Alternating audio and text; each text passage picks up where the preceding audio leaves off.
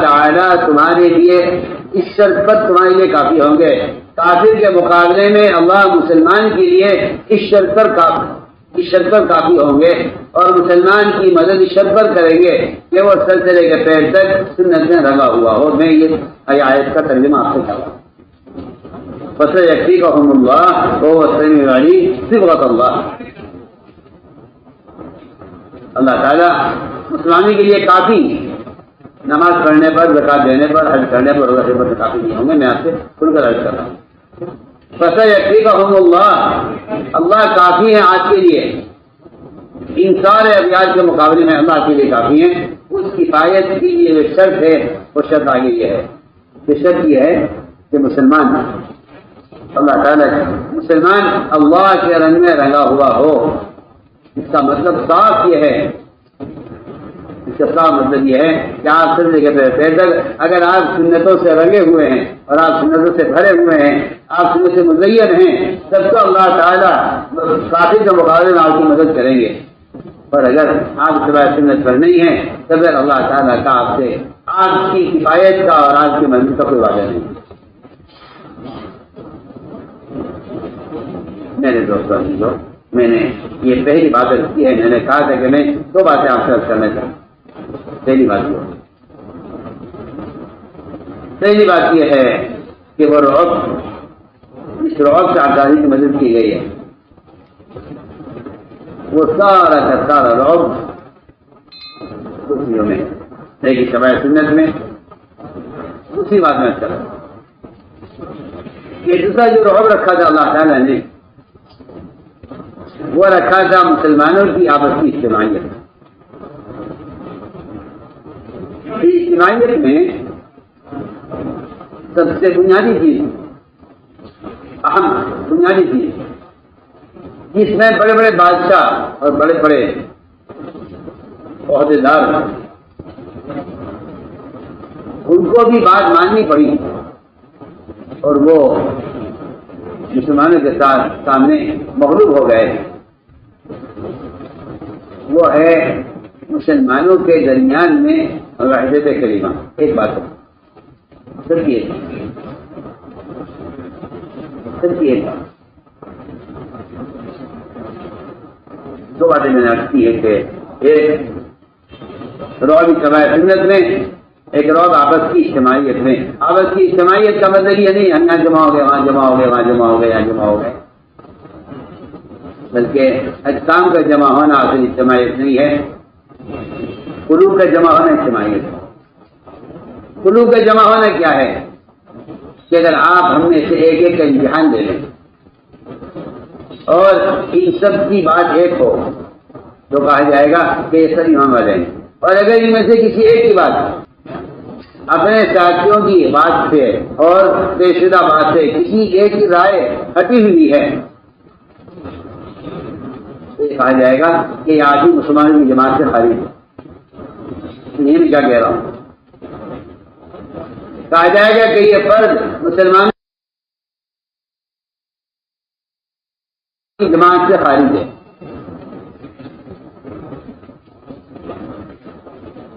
ہمیں بات کو توجہ دیکھو،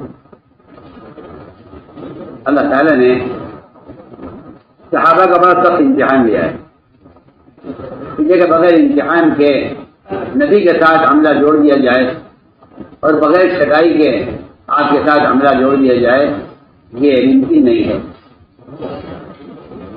اللہ نے صحابہ کا سخت امتحان لیا ہے، انہیں نبی کی صحبت اور نبی کی نصرت کے لیے منتخب کرنے کے لیے سخت امتحان لیا۔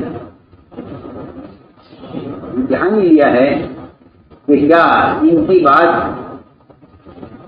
اور ان کی نبی کی بات میں اگر رائے کے دانے کے برابر یا بال برابر فرق ہے تو پھر ان میں مداحنت ہے، ان میں امانت داری نہیں ہے۔ میں آج کروں گا کہ اجتماعیت کی جو بات طے ہو گئی اس طے شدہ بات کے کا پورا صحابہ کا مجموعہ ہے، اسے کہا جائے امت کہا جائے یا مسلمانوں کی جماعت کہا جائے، وہ اس پر ایسا مجتمع ہو جاتا تھا اور میں کہتا ہوں کہ یہی اسلام کا قلعہ ہے اور یہی اسلام کی باؤنڈری اور اس کی حفاظت ہے. اور اللہ تعالیٰ اس بارے میں صحابہ کا سخت امتحان دیتے ہیں.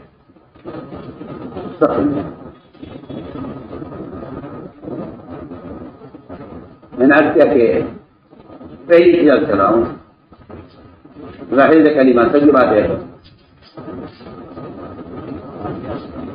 ابو سفیان پہنچے ملکوں میں آپ صلی اللہ علیہ وسلم کی مخالفت کرنے کے لیے اور بادشاہوں تک بات پہنچانے کے لیے نعوذ باللہ آپ صلی اللہ علیہ وسلم کی نبوت کا انکار کرانے اور آپ کو چھپانے کے لیے وہاں پہنچی رہی تھی جماعت ربیع بن شعبہ رضی اللہ عنہ کے ساتھ صحابہ کی. بادشاہ سے مطالبہ کیا کہ یہ کچھ لوگ ہیں جو ہمارے آگے ہیں یہاں سے نکالو. نکالنے کا بات ہمارا تو دعوت اللہ کے لیے یہاں آئے ہیں, نہ ہم کسی کی قتل کر کے آئے ہیں, نہ ہم پر کوئی جرم عائد ہے, نہ ہم کسی کے غلام ہے کہ ہم اپنے آقا سے پیچھے بغیر آ گئے, ہم آزاد ہیں. مشہور واقعہ ہے, بادشاہ نے سوالات کیے جماعت کے امیر صاحب سے, تو جس بات کا وہ جواب دیا کرتے تھے بادشاہ پوری جماعت سے پوچھ رہے امیر صاحب کی کہہ رہے تھے وہ ساری جگہ آج بھی کہہ رہے. ایک چھوٹی سی جماعت باہر کے ملک میں اپنے امیر کے ساتھ, وہ چھوٹی سی جماعت یہ کہتی ہے کہ امیر صاحب جو کہہ رہے ہیں بات یہی ہے. مسلمان کہتے ہیں کہ میں تو آپ صلی اللہ علیہ وسلم کی مخالفت کے لیے یہاں آیا تھا, مگر مجھے بادشاہ کے سامنے کھڑے ہو کر ایک ایک بات کی تصدیق کرنی پڑی. جس طرح ایک پکا مسلمان نبی پر ایمان لانے والا وہ نبی کی بات کی تصدیق کرتا ہے, کہتے ہیں ابو سفیان کہ مجھے اس طرح آپ کی ہر بات کی تصدیق کرنی پڑی. حالانکہ وہ کفر پر تھے, اس وقت کفر میں شدت کا حال یہ تھا کہ وہ اس ملک میں آپ صلی اللہ علیہ وسلم کو جھٹلانے کے لیے پہنچے تھے. کہہ رہے کہ مجھے اس جماعت کی اجتماعیت کا اتنا روب تھا کہ ابو سفیان کی ہمت نہ ہوئی کسی بات کے بارے میں یہ کہہ دے کہ یہ بات نہیں ہے, کہ مجھے ساری باتوں کی تصدیق کرنی پڑی. مثال چل رہا تھا کہ اگر جماعت کو نہیں جماعت ہے, ادھر ایک پوری امت بنائی ہے آپ نے مدینہ منورہ میں, ان کی مرکزیت یہ ہے کہ بعد مسئلے میں طے ہو گئی ہے, وہ ان سب کی زبان پر اور ان کی دلوں میں ایسی اتری ہوئی ہے, ہر مسلمان یہ سوچتا تھا کہ اگر میں نے نبی کے فیصلے کے خلاف دل میں رائے رکھی تو میرا نام ایمان والوں میں سے کاٹ دیا جائے گا. یہ بالکل سیدھی بات ہے جو قرآن نے قسم کھا کر کہا ہے کہ تیرت کی قسم, جن کے دلوں میں رائے نبی کی رائے کے خلاف نبی کے فیصلے کے بعد باقی رہ جائے وہ تیرے رب کی قسم مومن نہیں ہیں. وہ تو قرآن صاحب کے اعلان کی نظر کر دیا. اور آپ تعویلیں کیجیے, جھوٹی تعویلیں کیجیے, تو وہ تو کمالی ایمان مراد ہے, وہ تو یہ مراد ہے, وہ تو وہ مراد ہے. کافی تعویلات ہیں, ان تعویلات سے ایمان میں کوئی فرق نہیں پڑتا. آپ کی تعویل سے وہاں تو یا کفر ہے یا ایمان ہے, اس کے علاوہ کوئی چیزیں ہیں. یہاں سے باتیں بناتے ہیں اس سے کمالی ایمان مراد ہے. حالانکہ اگر اس کو آپ ایمان پر یقین نہ کریں, اس بات کو جو میں کہہ رہا ہوں, تو پھر نبی کے بات کا انکار کر دینا وہ بالکل کافی کا کفر کا ساتھ دینا ہے. سیدھا سیدھی بات کہہ رہا ہوں, میں اس کو واقعہ درج کروں گا تو آپ کو معلوم ہوگا. نبی کے فیصلے کے بعد اپنے دل میں کوئی رائے باقی رکھنا, یہ نبی کے فیصلے کے خلاف کوئی رائے باقی رکھنا, یہ ایمان کے ایسا خلاف ہے کہ قرآن صاحب کہہ جائے کہ تیرے رب کی قسم مومن نہیں, یہ مومن نہیں, رب کی قسم کا ہی مومن. اس لیے تو میں نے عرض کیا کہ صحابہ کرام اس بات کا فیصلہ ہو جاتا. آج کے صحابہ اس بات پر ایسے جم جاتے. واقع پیش آیا کہ قریش نے بدعہدی کی اور جو عہد ہوا تو خود ہوا, وہ عہد توڑ کر قریش نے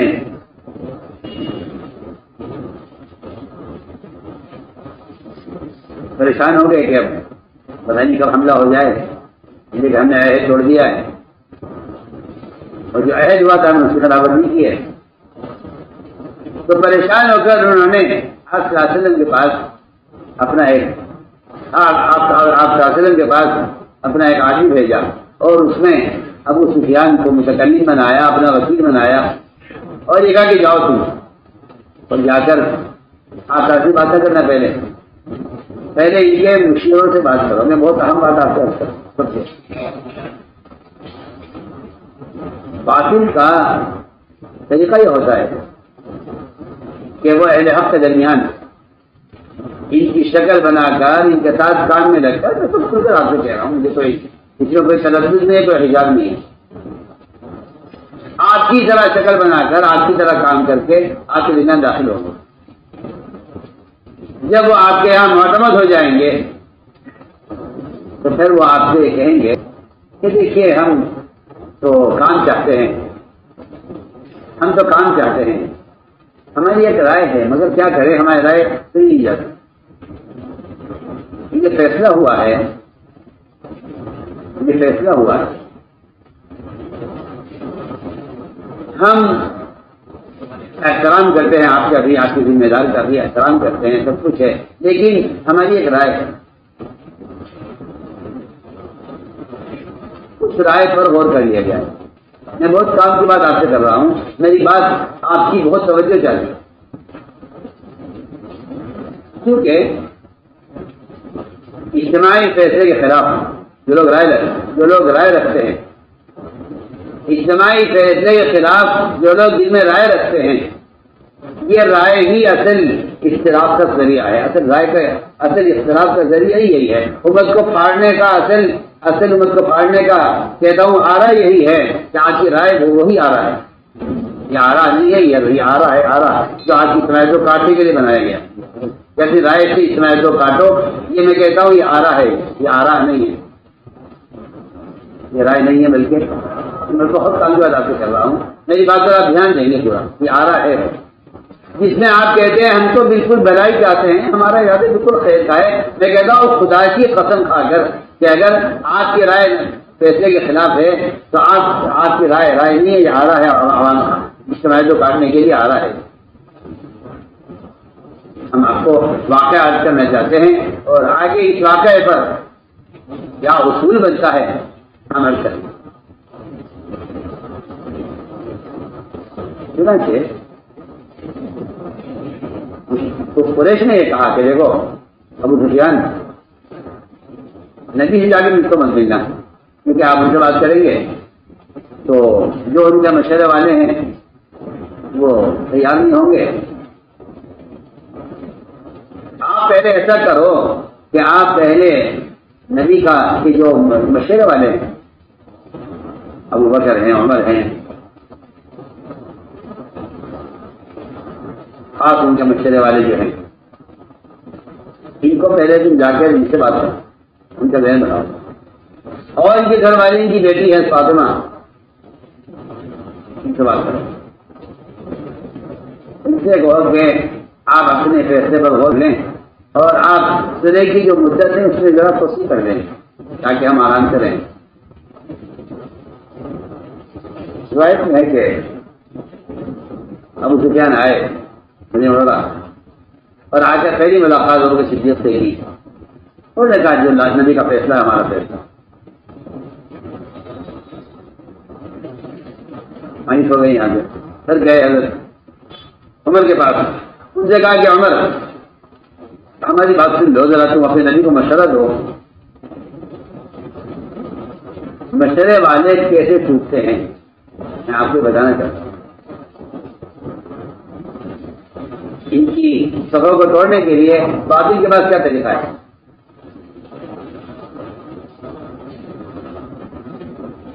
باطل کے پاس طریقہ یہ ہے کہ ان کے سفر پہلے داخل ہو، پہلے ان کو مطمئن کرو، ان سے کہو پہلے کہ ہم تمہارے خیر خواہ ہیں۔ قرآن کہہ رہا ہے، میں نہیں کہہ رہا ہوں، قرآن کہہ رہا ہے،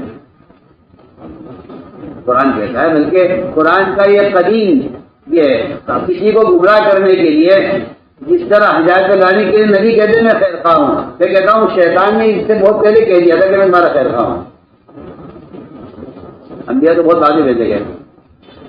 ابھی آدم جنت سے نکالے نہیں گئے، شیطان کہہ رہا ہے انی لکما لمن الناصحین کہ میں تم دونوں کا خیر خواہ ہوں، خیر خانہ مشورہ دے رہا ہوں اور میں تمہاری بھلائی چاہتا ہوں. اللہ مجھے معاف فرمائے. آج بھی یہی بات ہے کہ آج بھی شیطان یہ کہہ کر آپ کو مطمئن کرے گا کہ ہمارا ارادہ خیر کا ہے، حالانکہ اشتراک میں شر ہی شر ہے. خیر کا تو اشتراک میں کوئی تصور بھی نہیں ہے. جو اشتراک میں آپ کو خیر نظر آ رہی ہیں وہ آپ کو شیطان کا دھوکہ ہے، کیونکہ اشتراک میں اللہ کی قسم کہیں خیر نہیں. اشتراک میں شر ہی شر ہے.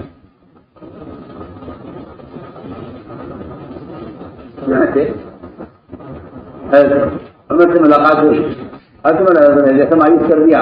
حضرت نے فرمایا ابو سفیان سے کہ اگر تم کو نیا عہد کر اللہ اسے بھی توڑے اور جو تمہارا پرانا عہد اللہ اسے بھی توڑے، یہاں کوئی سنائی نہیں جاؤ.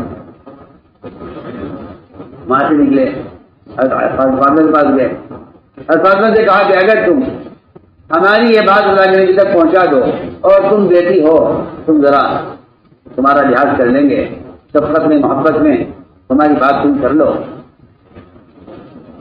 ہم اگر تمہیں ایسا کر دیا ہم تمہیں تمام عورتوں کا سردار بنا دیں گے، عورت میں ملے گا.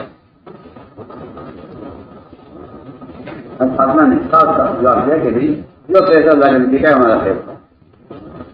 یہاں سے مایوس ہو کر خیال آیا کہ امی بیٹی میں حبیبہ آپ کی بیوی ہے، میری بیٹی ہے اور بیٹی کے باپ کا لحاظ کرے گی. یہاں ہماری جان کا مسئلہ ہے، ہماری پر ایک مصیبت ٹوٹ پڑی ہے کہ ہم نے عہد توڑ دیا. اگر حملہ کر دیا اللہ کے نبی نے تو ہمارے پاس کوئی بچنے کا راستہ نہیں ہے. باپ مدد لینے کے لیے آیا ہے بیٹی کے گھر. بیٹی گھر میں داخل ہوئے ابو سفیان محضر ہے کیسے جا کھڑا رہے گی بیٹا بستر میں بیٹھنا، تو ناپاک ہے، نجیس ہے، مشرک ہے، یہ اللہ کے نبی کا بستر ہے جو وہی آتی ہے، کبھی کھڑا رہو. حضرت محضر نے بستر آ کر لپیٹا، اٹھا کے بستر رکھا. میں اب بیٹھ کا بات کیسا ہے جیسے کہ ہمارا ایک مطالبہ ہے، ہماری ایک بات ہے کہ تمہارا باپ مدد لینے کے لیے پریشان ہو کر بار بار آیا ہے، تم میرے لیے سفارش کر دو اللہ کے رسول کہ ان کے برہن کھائیں، آپ ہی کی قوم ہے، یہ سلسلے میں توسیع کر دیں. اور میں نے جواب دیا ہر چیز اس میں کوئی بات نہیں ہوگی جو اللہ کی طرف سے ہمارا فیصلہ جواب. میں کہہ رہا ہوں کہ یہ ایک امتحان ہوتا تھا صحابہ کا کہ کہیں ان کی سلوٹ میں ان کے ماں کا تعلق، باپ کا تعلق، بیوی کا تعلق، اولاد کا تعلق، قوم کا تعلق، کوئی ایک رگ ایسی تو نہیں ہے دل کے اندر جس میں ان کا تعلق ان کے رشتے داروں سے، نبی کے تعلق سے زیادہ ہو. آپ صاحب اللہ نے کہہ دیا کہ اللہ تعالیٰ ایسے فاسقوں کو راستہ سجھاتے ہی نہیں ہیں کہ جن کو نبی کے مقابلے میں تعلق اپنی باپ سے، اپنی بیوی سے، اپنے بھائی سے، اپنی تجارت سے، اپنے وطن سے، اپنی قوم سے، اگر ان کا تعلق نبی سے مقابلے میں زیادہ ہے تو اللہ تعالیٰ ایسے فاسقوں کو راہ سجھاتے ہی نہیں ہیں. وہ تو بیچارے ہی چکر مارتے پھرتے ہیں دنیا میں، ان کو ہدایت کا راستہ ملتا ہی نہیں ہے. میں نے کیا کہ جتنے جائز تعلقات تھے ان سب کو توڑایا گیا ہے نبی کا تعلق قائم کرنے کے لیے. تو میں نے عرض کیا کہ یہ ایک بنیادی چیز ہے کہ جس تعلیم کے بعد چلے جاؤ اس کی ایک ہی بات یہ نہیں اللہ کے نبی کا جو فیصلہ ہمارا فیصلہ ہمارا فیصلہ. اس نے اسلام کے قلعے کو اتنا مضبوط کر دیا تھا کہ مجال نہیں تھی باطل سے داخل ہو جائے. ابو سفیان مایوس ہو کر واپس گئے. ادھر قریش کی گالیاں پڑی ان کے اوپر کہ تم کسی کام کے نہیں ہو، ہم نے تکلیف بنا کے بھیجا تھا، تم کسی کام کے نہیں. جو قریشی گالیاں پڑی ان پر، کہنا عمل لے کر آیا کہ ہم آرام سے رہتے، نہ جنگ لے کر آیا کہ ہم تیاری کرتے. کچھ بھی نہیں، کیا کرے. اتنا بڑا جھٹکا لگا تھا کفر کو صحابہ کی اپنے قریبی رشتے داروں کو. میں تو عرض کرتا ہوں کہ حضرت سعد رضی اللہ تعالیٰ عنہ سے ان کے قوم بنو قریظہ کے خلاف جو فیصلہ آپ نے کروایا ہے ان سے، اور سعد فرماتے ہیں کہ یہ آج میرے ایمان اور کفر کا امتحان ہے. صاف صاف بات، کہ میں کفر کے ساتھ ہوں یا میں رسول کے ساتھ. ساری قوم کے خلاف جو صاحب کا فیصلہ تھا کہ نہیں، یہ قوم اگر آپ کی مخالف ہے تو اس قوم کو جڑ سے تباہ کر دیا جائے، اس کی عورتوں کو باندھیے بنا کر تقسیم کر دیا جائے مسلمانوں میں، اس قوم کے بچوں کو غلام بنا کر تقسیم کر دیا جائے مسلمانوں میں، اور اس قوم کے مال کو مال غریب بنا کر تقسیم کر دیا جائے مسلمانوں میں، اور اس قوم میں جو لڑنے کے قابل ہیں ان سب کو قتل کر دیا جائے، اس قوم کو بالکل جڑ سے ختم کر دیا جائے، تباہ کر دیا جائے جو نبی کی مخالفت کرے. ہم نے نبی کا تعلق بتلانے کے لیے اپنے عمل سے اپنی قوم کے خلاف فیصلہ کیا ہے. آپ ذرا اندازہ کیجیے حضرت سعد رضی اللہ عنہ کی اللہ کے یہاں ان کے اس اخلاص پر اور اس تعلق پر اللہ کے درجہ بنا کوئی صحابی نہیں ہے جن کی وفات سے عرش لیا اور کہ تم نے بات سچی کی ہے. اب تمہارا درجہ ہمارے یہاں یہ ہے کہ فرشتے تمہیں غسل نہ دے دیں. آپ صلی اللہ علیہ وسلم اتنا تیز دبک کر گئے ان کے جنازے پر کہ ایسا نہ ہو کہ ہم ان کے غسل سے محروم ہو جائیں. میں ایک بات عرض کر رہا ہوں کہ یہ تھی بات اصل ایک امتحان ہوگا عملے کا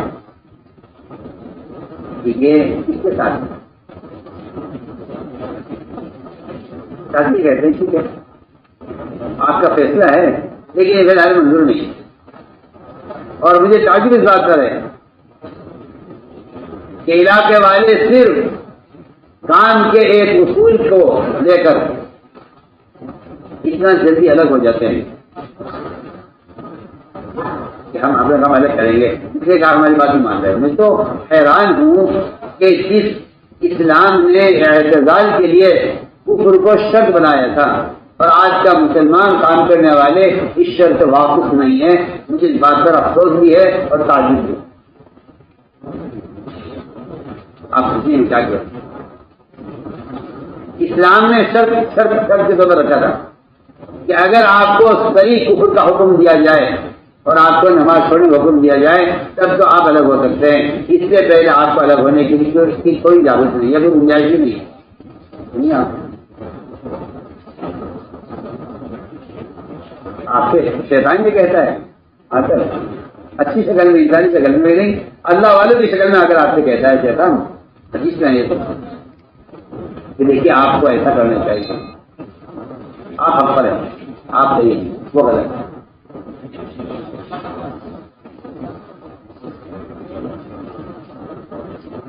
اور وہ آپ سے کہے گا کہ دیکھیے اگر آپ اس طرح کریں گے تو فائدہ زیادہ، اس طرح کریں گے تو نقصان ہے. جبکہ یہ بات بالکل واضح ہو گئی ہے، یہ بات واضح ہو گئی ہے کہ مسلمانوں کی جماعت سے یا مسلمانوں کے امیر سے صاف کھل کر کہہ رہا ہوں،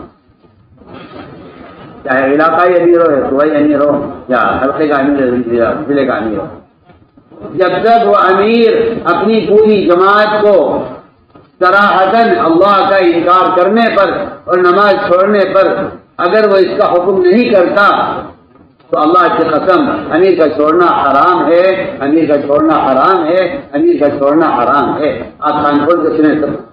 اور دو مشورے قائم کرنا یہ امت کو پھاڑنے کا جرم ہوگا. اللہ کے یہاں ایسے لوگ اللہ کے یہاں امت کو گمراہ کرنے والے مسلم قرار دیے جائیں گے. میری بات آپ نوٹ کر لیجیے. مصلحت ہے، یہ مصلحت نہیں ہے، یہ کفر کے ساتھ مصالحت ہے. جو آدمی کفر سے ہاتھ ملا لیتے ہیں وہ مسلمان کی جماعتوں میں دوڑا ڈالنے کا کام کرتے ہیں. یہ میں بالکل آپ سے بنیادی بات کر رہا ہوں. کوئی گنجائش نہیں، کوئی گنجائش نہیں ہے، خدا کی قسم کوئی گنجائش نہیں. کسی علاقے کا، کسی صوبے کا، کسی ضلع کا، کسی ملک کا اگر امیر طے کر دیا گیا ہے نظام الدین سے، اس کی خلاف ورزی کرنا اس شرط پر ہوگا کہ وہ منبر سے اللہ کا انکار کرے نعوذ باللہ، اور منبر سے بننے کے سامنے کھڑے ہو کر کے کہ میں نماز سے انکار کرتا ہوں، نماز کے لوگوں کو روکتا ہوں. جب تک اس کی زبان سے یہ نہ آئے اس وقت تک اس کی مخالفت کرنے کی شریعت میں کوئی گنجائش نہیں. کان کھول کر یا شیطان آپ کے درمیان کود چکا ہے اور آپ کی بندیوں کو اپنے قبضے میں دے چکا ہے. آپ کو شیطان قسمیں کھا کر یہ کہتا ہے ان اردنا الحسنى واللہ انہم لکاذبون. میں تو قرآن کی واضح عادت کر رہا ہوں کہ وہ صاحب یہ کہیں گے کہ ہم تو خیر چاہتے ہیں، بھلائی چاہتے ہیں، ہم تو بھلائی کے لیے الگ ہوئے ہیں کہ نہیں، الگ ہونے میں تو بھلائی ہے ہی نہیں. آپ کیسے خبر بتا رہے ہیں؟ اللہ تعالیٰ صاف فرما رہے اختلاف میں کوئی خیر نہیں ہے. اللہ کہہ رہے جھوٹ بول رہے ہیں، خیر بھلائی جاتے اختلاف میں خیر نہیں. چاہے آپ کے پاس وہ دلائل قرآن حدیث کے ہوں، آپ کے پاس تو طریقے خیر کے ہوں، مگر قرآن آپ کے سچائی کا بڑا انکار کر رہا ہے. اختلاف میں خیر نہیں ہے. آپ ذرا غور کریں، اگر آپ کام کی مصلحت کے لیے اور کام کو اچھا کرنے کے لیے، کام کی ترقی کے لیے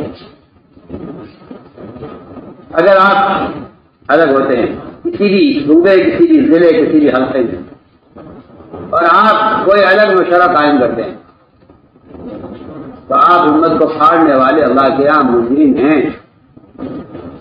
آپ کسی مشورے کو یا کسی امیر کو صرف اس شرط پر چھوڑ سکتے ہیں کہ یہ اللہ کا انکار کر رہا ہے، اس کے وجود سے انکار کر رہا ہے، یہ نماز کا انکار کر رہا ہے، جو حدیث میں عرض کر رہا ہوں. میری کوئی بات نہیں. اب میں کہتا ہوں کہ شریعت نے امت کی اجتماعیت کے پیش نظر اختلاف کا جو شرط بنائی ہے، سب سے بنیادی شرط وہ کفر کو شرط قرار دیا ہے کہ اگر کفر نظر آئے، کفر کھلا ہوا کفر، یہ نہیں ہے کہ علم کی باتوں سے ایسا معلوم ہوا، ہمیں ایسا لگا، سب آپ کی، یہ سب شیطانی باتیں ہیں، سب شیطانی باتیں. یہ تعجب لوگوں پر ہے. پہلے زمانے کے لوگ ایک کافر کو مسلمان بنانے کی کوشش کرتے تھے. اس زمانے کے مسلمان ایک مسلمان کو کافر بنانے کی کوشش کرتے ہیں. مجھے آج کی حرکت پر تعجب ہے، مجھے حیرت ہے. مجھے آپ اگر عام مسلمان نہیں ہے، کسی کو اپنے ذمہ داروں کے بارے میں، کسی کو اپنے ساتھی کے بارے میں اگر اس کے کسی طریقے سے اختلاف ہو گیا، جبکہ وہ طریقہ اس کی بات کا مخالف ہے، آپ مگر آپ بھی اختلاف ہے طریقہ کار، آپ پہنچ جائیں گے، جا کے کہیں گے کہ وہ فلاں صاحب سے ایسے ہیں، انہیں تو یہ بات نہیں، یہ باتیں نہیں، یہ باتیں. آپ ذرا ان کے خلاف کوئی فتویٰ دیجیے تاکہ آپ کے پھر اس فتوے کو ہم عام کر دیں. صحیح ہو جائے کہ ہاں بھائی آدمی تو عمارت سے قابل نہیں ہے، اسے معلوم کر دیا. میں تو سمجھتا ہوں کہ سوائے شیطانی حرکت کے کچھ نہیں ہے، اور آپ شیطانوں کے ہاتھوں استعمال ہو رہے ہیں. چلا وہ کچھ نہیں، سب فضول کی چیزیں ہیں. اس کی نہ کوئی شرعی حیثیت ہے، نہ کوئی شریعت اس کی بنیاد ہے، جیسے شریف میں اس کی گنجائش نہیں. یہاں پہ تماشے میں لگے ہوئے.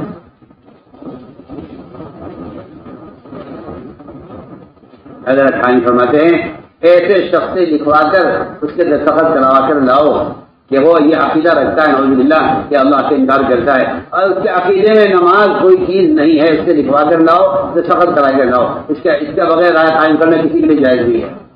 اس کے علاوہ رائے قائم کرنے والا مفتری ہے، اور مفتری کہتے ہیں کسی کو توبل لگانے والا، اس کو کوڑے مارے جائیں گے، یہ مفتری ہے. یہ سب کوڑے مارے جائیں گے، بجائے اس کی باتیں فیصلہ کرنے کے اسے کوڑے مارے جائیں گے کہ ایک مسلمان پر کفر کی توبل لگا رہا ہے. یہ بات ہے. میں نے عرض کیا کہ بہت اہم بات ہے، کوئی گنجائش نہیں ہے. جو میں کر جا کے دو چیزوں میں وہ رعب ہے جس لاجی میں دو، ایک اتباع سنت، دوسرے آبادی سنت. قرآن نے خوب مسئلہ بھیجا ہے، قرآن نے خوب مسئلہ بھیجا ہے کہ خیر چاہنے والے وہ الگ ہو کر ایک الگ مسئلہ بنائیں. کہتا ہوں کہ سرگرمیاں سے کہتے ہیں، سرگرمیاں سے کہتے ہیں کہ اس جگہ سے کام شروع ہوا ہے، اور سارے عالم سے عرض کرتا ہوں کہ کسی ملک، کسی صوبے، کسی علاقے میں اس کی گنجائش نہیں ہے کہ آپ یہاں سے متعلق ہو کر کوئی مشورہ الگ قائم کریں. اس کی اللہ کے وقت کوئی گنجائش نہیں ہے. یا آپ کا مشورہ اگر ہوا تو یہ وہ ہوگا کیا ہے، یہ ہے جبل رومات سے چند صحابہ نے اتر کر جو اپنے علاقے یعنی کی نافرمانی کی ہے، اور اس پر سارا میدان 3 سے اللہ نے مسلمانوں سے کافروں کے حوالے کیا ہے۔ میں کہتا ہوں کہ اس صورتحال کا انتظار کیا جائے۔ اگر کسی علاقے میں کوئی ذمہ دار، کوئی شورا نظام الدین سے بنائی گئی ہے، آپ اس سے ہٹ کر الگ مشورہ قائم کریں، اللہ کی قسم حرام ہے، کسی کو گنجائش نہیں۔ آپ نہ کہیں ہم کام چاہتے ہیں، آپ کام چاہتے ہیں، اختلاف پیدا کرنا، اللہ کہتے ہیں کہ نہیں، یہ جھوٹ بول رہے ہیں، اللہ کہتا ہے۔ میں آپ کو اس کی مثال دے رہا ہوں، چند لوگوں نے الگ ہو کر مسجد بنائی اور اس مسجد کا نام قرآن نے مسجد ضرار رکھا ہے۔ ضرار کیوں؟ ضرر سے، نقصان سے، کیونکہ مسجد کا نام ہے ضرار۔ یا اگر آپ الگ کوئی مشورہ کرتے ہیں اور اگر آپ کی مسجد الگ ہو جاتی ہے، مسجد صاحب میں کرتا ہوں کہ مذاہب اربعہ کے لیے بھی خدا کی قسم مسجد تقسیم نہیں ہے، تو آپ کیسے تقسیم کر لیں؟ مذاہب اربعہ کے لیے جائز نہیں شریعت میں کہ وہ مسجد تقسیم کرے، جائز نہیں ہے۔ یہ مسجد احناف کی ہے، یہ حنابلہ کی ہے، یہ مالکیہ کی ہے، حالانکہ یہ چاروں مذہب حق ہیں۔ ان چاروں مذہب کے حق ہوتے ہوئے بھی شریعت میں گنجائش نہیں ہے کہ کسی مذہب سے مسجد الگ ہو، ممکن نہیں ہے۔ اگر حدیث امام پڑھا رہا ہے تو اس مسجد میں ایک ہی نماز ہوگی اور پیچھے سارے حنابلہ، شافعیہ، مالکیہ، یہ 100% تینوں مذہب کے لوگ پیچھے ہیں، ایک بھی پیچھے کوئی مختلف حنفی نہیں ہے، لیکن امام حنفی ہے، تو ان سب کو اس حنفی کے پیچھے نماز پڑھنی پڑے۔ بولیے آپ کے پاس اس کا آپ کے پاس کوئی جواب ہے؟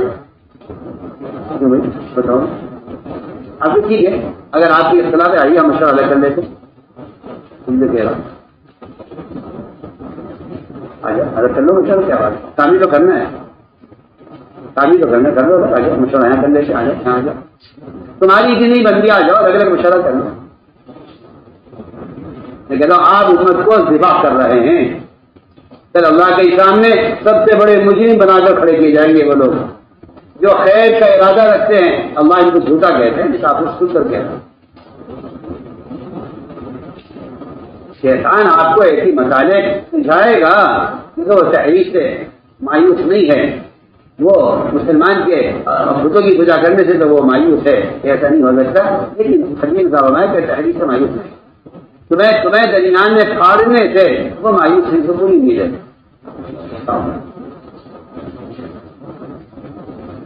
انہوں نے کوئی میٹنگ ہال نہیں بنایا، انہوں نے کوئی جو ہے کوئی کمرہ نہیں بنایا، انہوں نے مسجد بنائی، جاؤ ہم یہاں کام کریں گے، مسجد بنائی، مسجد جاؤ ہم یہاں کام کریں گے کیا؟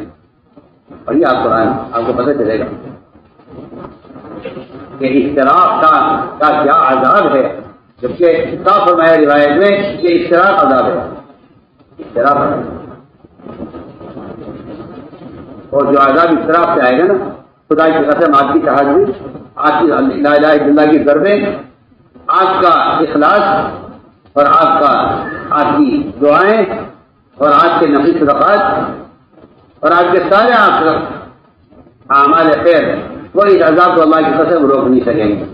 یہ جو عذاب اختلاف سے آتا ہے وہ عذاب عبادات سے، دعاؤں سے روک نہیں سکتا۔ قرآن حدیث سے بھرے ہوئے جناب پر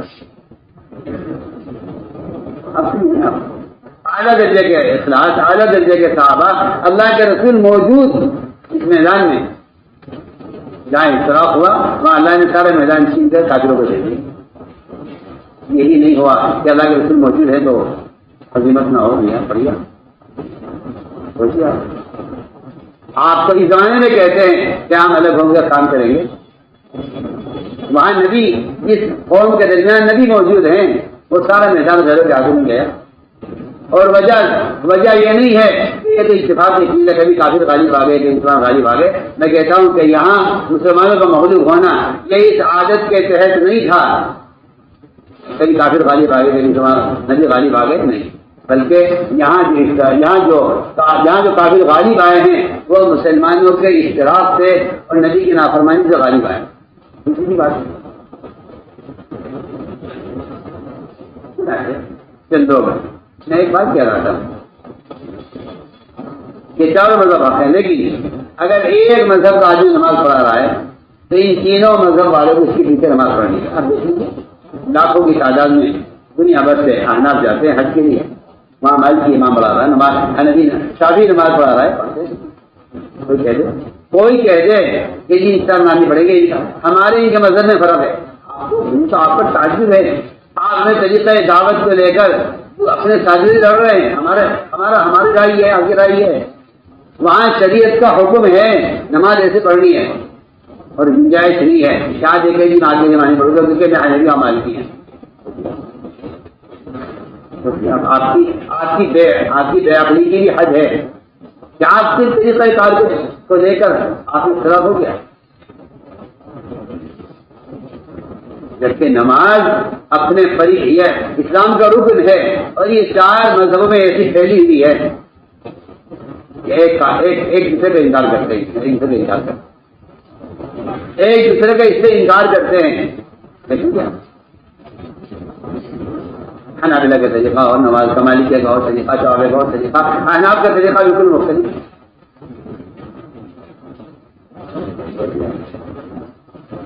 آپ کو تو اپنے ساتھیوں کے لحاظ نہیں ہے. امام شافعی رحمۃ اللہ علیہ نے امام حنیفہ کے قبر کے پاس زیارت کے لیے گئے، قبر کی زیارت پر وہاں فجر کی نماز میں اپنا طریقہ چھوڑ کر امام حنیفہ کے طریقے پر نماز پڑھائی. فجر کی نماز لوگوں نے اعتراض کیا کہ یہ تو آپ کا طریقہ نہیں ہے، یہاں تو آپ آپس میں لڑیں کہ یہ آپ کو اصول ہے، ہمارا اصول ہے، یہ نظام الدین کا اصول ہے، ہمارا اصول ہے، یہاں تو آپ لڑیں.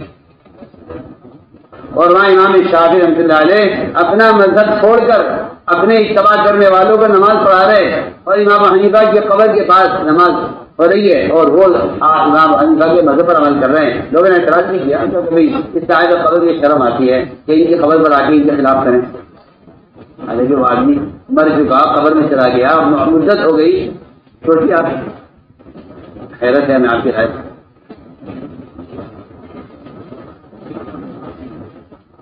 مذاہب اربعہ کھڑے کرنے طریقہ ہے. لیکن اگر نماز ہو رہی ہے اور امام کسی مذہب کا بھی ہے، بتائیے آپ ہو سکتا ہے ایک مسجد میں دو نمازیں ہوں کہ بھائی ہم دو محراب بنا دو، ایک مالکیہ کی ایک حنابلہ کی ہے، چار محراب بنا دو، آتے رہو اپنی اپنی مذہب کی نماز پڑھتے جاتے رہو. ایک مسجد میں دو جماعت کی نماز نہیں ہو سکتی، شریعت گنجائش نہیں دے سکتی. بتائیے آپ کہیں گے صرف امت کی جماعت کے لیے تھا یہاں پر ایک مسجد میں دو نمازیں. اگر کوئی 100 آدمیوں کا قافلہ آ جائے گا اس کو بھی چاہیے کہ نماز باہر پڑے مسجد سے. مسجد میں ایک نماز، مسجد میں ایک مشورہ، دو مشورے نہیں. میں سمجھتا ہوں اس مشورے کو مسجد کا عمل بنانے کی حکمت یہ تھی تاکہ قیامت تک کسی علاقے میں دو مشورے نہ ہوں.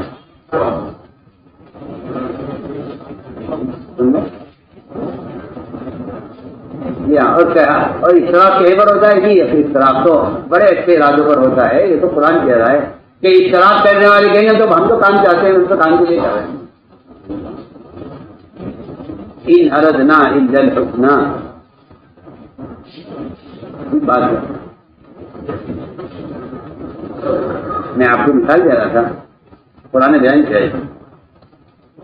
چند لوگ الگ ہو گئے اس علاقے میں، مدینے میں الگ ہو کر الگ مسجد بنائی. کہ جی آؤ آؤ ہمارے ساتھ، ہمارے ساتھ آئیں، ہم کام الگ کریں. کون ہے ہمارے ساتھ، کون ہے ہمارے ساتھ. میں تو حیران ہوں کہ یہ اعلان منافق نہیں کیا تھا. یہ اعلان آپ یہ بات یاد رکھتے ہیں، یہ اعلان منافق نہیں کیا تھا آپ صلی اللہ علیہ وسلم کے سامنے. کہنا آج کی رائے سے اتفاق نہیں ہے، ہم ہماری رائے پر عمل کریں گے، ہم آپ کا ساتھ دیں گے. اگر ہمارے پر عمل نہیں کرتے تو ہم آپ کے ساتھ نہیں دیں گے. یہ منافق نے کہا. اور اعلان کیا اس نے ہمارے ساتھ کون ہے، اعلان کیا روایت پڑھیے آپ. اس نے اعلان کیا کہ ہمارے ساتھ کون کون ہے، ہمارے ساتھ ہو جاؤ. ہو گئے مجھ کو اگر آج کے زمانے میں ایسا ہو سکتا ہے تو آج کیا بعید ہے یہ 15 سال کے بعد؟ آج 1500 سال کے بعد کیا بعید ہے؟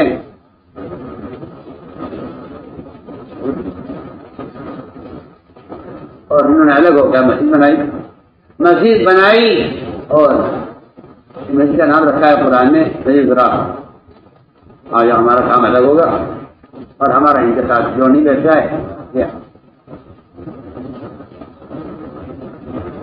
نہ بیٹھے جوڑ نہ بیٹھے. آپ جوڑ بٹھانے کی کوشش کریں گے تو آپ نہیں بٹھا سکتے. اس کی وجہ یہ ہے کہ حدیث میں آتا ہے کہ روحیں ساری اللہ کے یہاں جمع ہیں. اتنی قیامت تک انسان پیدا ہونے والے ہیں. ان سب کی روحوں کا ایک ایسا لشکر اور ایک ایسا ہجوم ایک جگہ جمع ہے. جو روحیں وہاں آپس میں مل گئی ان میں تو دنیا میں آپس میں الفت تعلق محبت رہے گا. جو روحیں وہاں آپس میں نہیں ملی ان میں دنیا میں اختلاف رہے گا. صحیح. آپ کیا کریں گے؟ آپ کیا کریں گے؟ آپ اس کی کیا کر سکتے ہیں؟ حدیث ہے ما تنا کرنا اختلاف ہما تعالی فرمنا اختلاف.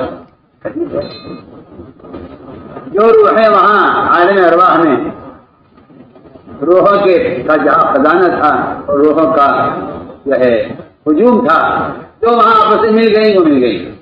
ان میں دنیا میں آپس میں اتفاق رہے گا.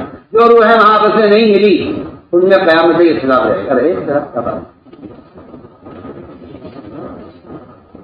آپ کا یہ کہنا کہ اختلاف ہو گیا ہے تو الگ ہو جاؤ. کہتا ہوں کہ شریر کی گنجائش تو میں نے عرض کیا کہ الگ ہو گئے مسجد بنائی. الگ مسجد بنا کر وہاں کچھ لوگ جمع ہوئے. تفریق نہیں ہوگی کہ آپ کے ارادے کتنا بھی اچھا کیوں نہ ہو لیکن تفریق بہرحال ہو رہی ہے. آپ کے ارادے کتنا بھی خیر کا ہو آپ بڑے مخلص ہوں کام چاہنے میں لیکن اگر آپ اختلاف پیدا کر رہے ہیں تو آپ مخلص ہونے کے باوجود اللہ کیا مجرم ہیں. اس جگہ اختلاف ممکن نہیں ہے اگرچہ اخلاص کے ساتھ بھی نہ ہو. میں تو خود آپ سے کہہ رہا ہوں اختلاف ممکن ہے اگرچہ اخلاص. ایک آدمی ابھی جیسے مخلص ہو سکتا ہے اور یہ بات بالکل واضح ہے کہ غلط کام کرنے والا بھی مخلص ہو سکتا ہے. بہت ساری اس کی مثالیں ہیں. آپ ایک دن روزہ رکھیں اللہ کو راضی کرنے کے لیے. آپ کو روزہ نظر بھی نہیں آئے گا. آپ کا جذبہ سے اللہ کو راضی کرنے کا ہے مگر اس دن روزہ رکھنا ممنوع ہے نا. میں ایک مثال دے رہا ہوں. شریعت کہتی ہے آپ کا روزہ اس دن آپ کا روزہ نہیں رکھنا ہے. آپ کہیں گے تو روزہ رکھوں گا تو شریعت آپ نافرمان ہوں گے معصیت ہوگی. آپ ایسے مخلص ہیں ہوا کریں. جو عمل خلاف شریعت ہے وہ خلاف شریعت ہے چاہے آپ کسی کرنے میں کسی بھی مخلص ہوں. مثال ہے قرآن یہ کہتا ہے کہ ان الگ ہونے والوں نے کہا کسی بھی داخل ہے. یہ کہتے ہیں وَلَا يَحْلِفُنَّ إِنْ أَرَدْنَا إِلَّا الْحُسْنَى. آپ اس جملے پر غور کریں قرآن کی آیت پر. اس میں 4 تاکید ہے. لام تاکید پہلے لام تاکید